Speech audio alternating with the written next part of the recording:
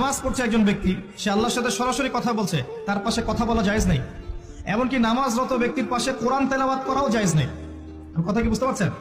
একজন ব্যক্তি নামাজে দাঁড়িয়েছে, আল্লাহর সাথে কথা বলছে, পাশে আপনি কোরআন তেলাওয়াত করতে পারবেন না জোরে জোরে, মনে মনে করতে হবে। করতে চাইলে মনে মনে করতে হবে। অনেক সময় মসজিদের ভিতরে দেখবেন নামাজ পড়া হচ্ছে, শোরগোল করছে। নবী সাল্লাল্লাহু আলাইহি ওয়াসাল্লাম বলেছিলেন, আখিরুজ জামানে, তিরমিজিতে আছে হাদিসটা, আখিরুজ জামানে ইসলামের নামটুকু থাকবে, ইসলামের প্রকৃত বিষয়গুলো থাকবে না। কোরআনের মাসহাফ থাকবে, যে মাসহাফ, কোরআনের মাসহাফটা থাকবে, এর শিক্ষাগুলো থাকবে না। মসজিদগুলো হবে চাকচিক্যময়, কিন্তু মসজিদ হবে হেদায়েত শূন্য। আর চতুর্থ লাইনটা আরো ভয়ঙ্কর।